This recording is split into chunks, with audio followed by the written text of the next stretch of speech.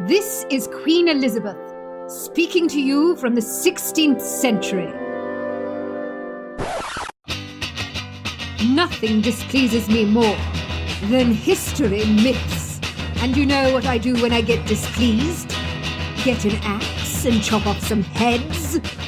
No! I summon Professor Buzzkill, who explains everything. And I'm totally stoked that he's here again. Join me in listening to a new episode.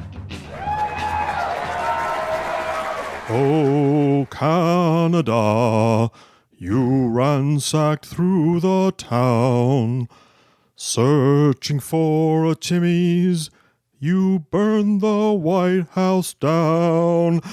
Yes, indeedy, it's July 1st, Canada Day, the day that celebrates that glorious time in 1867 when the various provinces of Canada became a confederation within the British Empire.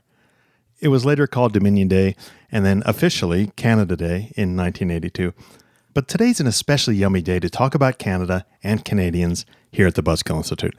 That's because during a recent discussion with Canadian Prime Minister Justin Trudeau, President Trump responded to Trudeau's complaints about impending U.S. tariffs on Canadian goods by saying, "Didn't you guys burn down the White House?"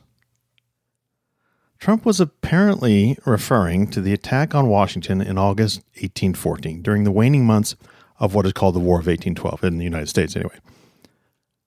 Once the story of Trump's version of history hit the news and the internets, the switchboards here at the Institute lit up with people calling in, "Surely this isn't true. The British burned the White House, right?"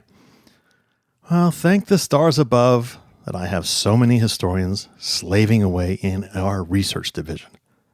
I was able to farm those questions out to them and relax with a snack pack of Timbits from you-know-where. Here's the story about the burning of the White House in 1814. It happened in response to the destruction of Port Dover in Ontario in the summer. British forces marched on Washington in August and burned many important buildings, including the Capitol and the White House, which was then known as the Executive Mansion. But the War of 1812 was only one North American part of the Napoleonic Wars, fought between Britain and a great many of her allies on one side, and Napoleon's French Empire on the other side.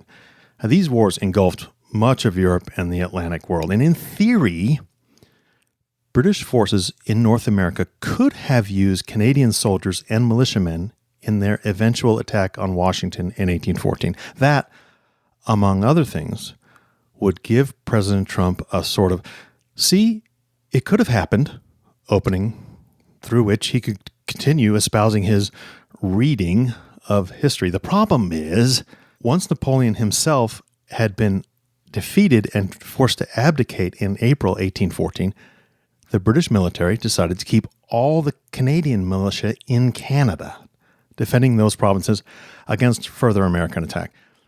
British forces were then freed up to attack the United States to the south. Therefore, Washington was attacked and burned down by military forces that were overwhelmingly British in terms of nationality. Now, I don't want to go down the rabbit hole of what it meant to be a British or a Canadian soldier in the British Empire at that time, but I'd bet my bottom buzzkill dollar that those rummaging through Washington, D.C. in 1814 hailed from Old Blighty, not from the Great White North. But please don't tell President Trump. Well, maybe. Please do tell President Trump. Please go on the Twitter and tell him, @RealDonaldTrump, that Professor Buzzkill says that it's possible that there were Canadians involved.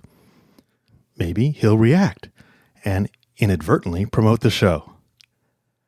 Don't tell him that the chances of it being true are 1,000,000 to 1. Well, or maybe go ahead and tell him that too. That would probably seem like pretty good truth-telling odds to him. And we certainly need the publicity. Talk to you next week.